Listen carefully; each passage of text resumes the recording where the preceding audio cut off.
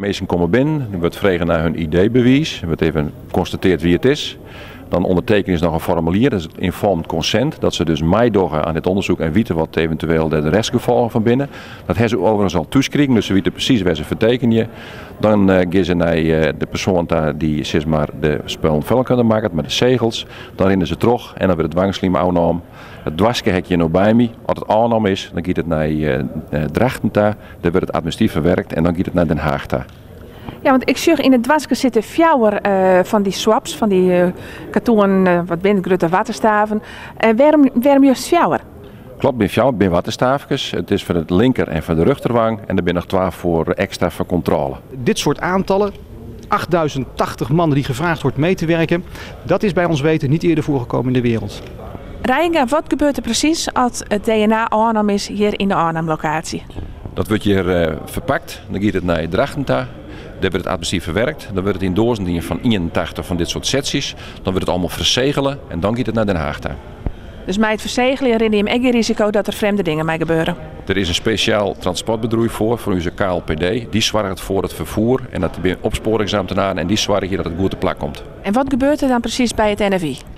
Die maken er profielen van, dat is een technisch verhaal. En die shot dus uit die profiel die daar maken binnen, hoe overeenkomsten hebben met het profiel van de dader. Het gaat om de groep die op 1 mei 1999, het moment van het delict, in een straal van ongeveer 5 kilometer rond de plaats van het delict woonden. Mannen tussen de 16 en de 60 jaar. Iedereen, of je nou groen, geel, blank of bruin bent, het maakt allemaal niet uit. Al die mannen wordt gevraagd om mee te werken in de hoop uiteindelijk de zaak op te lossen. Wat is jouw vertrouwen in de uitkomst van het onderzoek? Dat is lastig te zeggen, dat hangt van het opkomstpercentage af. Maar ik heb de indruk dat er wel een heleboel mensen mee willen en dan zal blijken wat het oplevert. Is er bij jullie als onderzoeksteam nog een prutte vragen binnenkam? Er komen elke dag regelmatig vragen binnen en dat varieert van wij willen graag naar de locatie daar.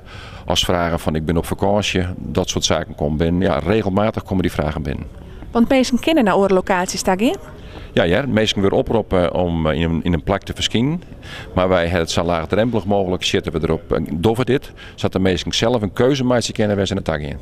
Er is dan net het risico dat er op een gegeven ogenblik op een bepaalde locatie een hele prutte mensen komen en op een andere locatie net? Nou, het is de eerste keer dat we dit doen. Dat is natuurlijk lastig inschatten. Voor de sneurs hebben we de verkeers om mensen in tijdsblokken op te roepen. Waarbij voorkeur ze vregen worden om te komen. En als het al even druk is, dan vregen we de mensen om er eventjes begrip voor te hebben en even geduld te hebben. In het meest ongunstige geval wordt er geen potentiële dader gevonden of geen link met een DNA-groep. Ja. Wat gebeurt er dan met het onderzoek? Kijk, als we geen familielid vinden, dan moeten we verder zien. Kijk, we gaan nu uit van de situatie zoals die nu is. We staan aan de vooravond van de opname van DNA van hopelijk ruim 8000 mensen. We moeten die resultaten afwachten. We hebben daar goede hoop van. We hopen er op die manier uit te komen. Maar mocht dat onverhoeds toch niet lukken, dan ontstaat er een nieuwe situatie en gaan we dan verder kijken.